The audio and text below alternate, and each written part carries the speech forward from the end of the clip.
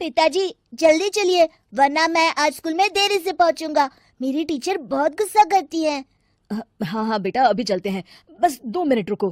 तभी रमेश की पत्नी कमरे से बाहर आती है और रमेश से कहती है, सुनिए जी, आज शाम को आप ऑफिस से जरा जल्दी घर आ जाइएगा। याद है ना, आज आपको मुझे शॉपिंग कराने के लिए लेकर जाना है। अरे भाग्यवान, इस महीने हाथ जरा तंग है। मेरी मानो तो शॉपिंग का विचार कुछ दिनों के लिए अपने दिमाग से निकाल ही दो। मैं तुम्हें अगले महीने पक्का शॉपिंग कराने ले जाऊंगा। अभी मुझे चलना चाहिए, वरना राजू को स्कूल पहुंचने में देर हो जाएगी। देखिए जी, अब आपके ये बहाने पुराने हो चुके हैं।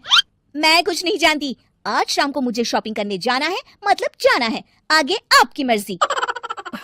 अच्छा ठीक है भाग्यवान, अब तुम पूरा घर सर पर मत उठाओ, मैं कुछ करता हूँ। इतना कहकर रमेश अपने बेटे राजू को लेकर वहां से चला जाता है।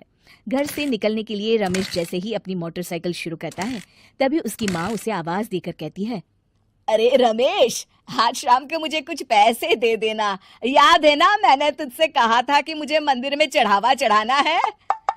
अरे माँ, मेरी तनख्वाह आने में अभी 10 दिन बचे हैं, अभी मेरे पास बिल्कुल पैसे नहीं है। हाँ, मेरी तनख्वाह मिलते ही मैं तुम्हें पैसे दे दूंगा। रमेश की माँ चिढ़कर कहती है, अरे तेरा दिमाग तो खराब नहीं हो गया? मैंने तेरे भरोसे मंदिर के पुजारी जी से वादा कर दिया है और तू कह रहा है कि पैसे नहीं है। अब मैं पुजारी जी को क्या जवाब दूंगी? तुझे तो मेरी इज्जत की भी कुछ परवाह नहीं है। अच्छा ठीक है माँ, अब तुम गुस्सा मत करो, मैं शाम तक कुछ इंतजाम करता हूँ। इतना कहकर रमेश वहां से चला जाता है। फिर दोपहर को जब रमेश अपने दफ्तर में बैठा होता है, तब उसे अपनी पत्नी और माँ की बातें याद आती हैं। रमेश अपने दफ्तर के एक साथी मोहन से कुछ रुपए उधार मांगता है। अरे भाई मोहन, मेरा एक छोटा सा काम कर दो, मुझे कुछ रुपयों की सख्त जरूरत है। मुझे कुछ दिनों के लिए क्या तुम रुपए उधार दे सकते हो? अरे रमेश भाई, मैं तुम्हें पैसे उधार तो दे सकता हूँ, लेकिन मुझे वक्त पर पैसे लौटा देना। वैसे भी मेरा मानना है कि दोस्ती यारी में कभी पैसों का व्यवहार नहीं करना चाहिए। ये कहावत तो तुमने सुनी ही होगी कि उधार प्रेम की कैंची है। मैं नहीं चाहता कि पैसों को लेकर हमारा रिश्ता खराब हो। अरे मोहन, तुम बिल्कुल चिंता मत करो, मैं तुम्हारे पैसे वक्त पर लौटा दूंगा। फिर मोहन रमेश को पैसे दे देता है। शाम को घर आकर रमेश कुछ पैसे अपनी माँ को देता है और साथ ही अपनी पत्नी को भी शॉपिंग कराने बाजार लेकर जाता है। रमेश की पत्नी और उसकी माँ का स्वभाव जरूरत से ज्यादा खर्चीला होने के कारण दोनों हमेशा बेवजह पैसे खर्च करती हैं। फिर एक दिन, सुनिए जी, अगले हफ्ते हमने छुट्टियों में कहीं बाहर जाने का प्लान बनाया था। आपने पैसों का इंतजाम कर लिया ना? अरे अभी कहाँ, अभी तो मेरे पास बिल्कुल पैसे नहीं है, हम कभी और चले जाएंगे।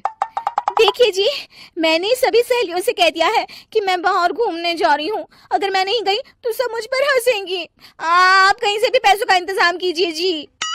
इतना कहकर रमेश की पत्नी वहां से चली जाती है। वहीं दूसरी तरफ रमेश की माँ भी तीर्थ यात्रा जाने की जिद करती है और रमेश से पैसे मांगती है। फिर अगले दिन रमेश एक सेठ से पैसे उधार लेकर अपनी पत्नी और बेटे को घुमाने ले जाता है और अपनी माँ को भी तीर्थ यात्रा पर भेज देता है।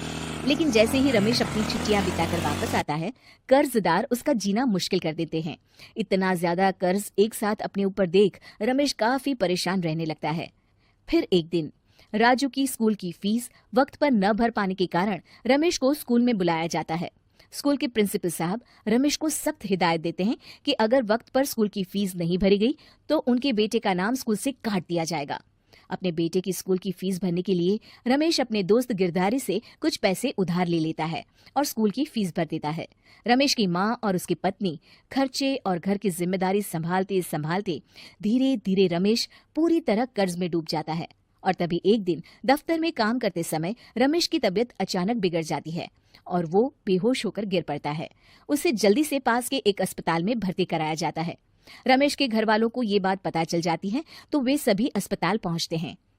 अस्पताल के डॉक्टर साहब उन्हें बताते हैं, देखिए, देर रात तक जागने और जरूरत से ज्यादा काम करने की वजह से इन्हें चक्कर आ गया था। बेहतर यही होगा कि इन्हें कुछ दिनों के लिए पूरी तरह आराम करने दिया जाए। रमेश की हालत देखकर उसके बेटे राजू को बहुत गुस्सा आता है और वो अपनी दादी और माँ से कहता है, माँ, दादी, मैं इतना छोटा हूँ, फिर भी मैं इतना समझता हूँ कि पिताजी दिन रात दफ्तर में काम करके पैसे कमाते हैं। पिताजी अकेला पूरा घर संभालते हैं और आप दोनों अपने फिजूल के खर्चों के लिए उन पर दबाव डालते रहते हैं। आज पिताजी की हालत के जिम्मेदार तो आप दोनों हैं। राजू की समझदारी भरी बातें सुनकर रमेश की माँ और पत्नी को अपनी गलती का एहसास होता है और दोनों की आंखों में आंसू आ जाते हैं। फिर कुछ दिनों के बाद रमेश की तबीयत एकदम अच्छी हो जाती है और वो पहले की तरह अपने काम पर जाने लगता है। रमेश की माँ और पत्नी अब उसे किसी प्रकार की कोई तकलीफ नहीं देते और ना ही उससे किसी चीज की मांग करते हैं। फिर देखते ही देखते रमेश अपने कर्ज के सारे पैसे चुका देता है। उसकी जिंदगी पहले की तरह अच्छी हो जाती है और वो अपने परिवार के साथ खुशी खुशी रहने लगता है। शिक्षा, हमारे रिश्ते एक तराजू की तरह होते हैं जिसकी दोनों ओर जिम्मेदारी और समझदारी का वजन बराबर होना चाहिए।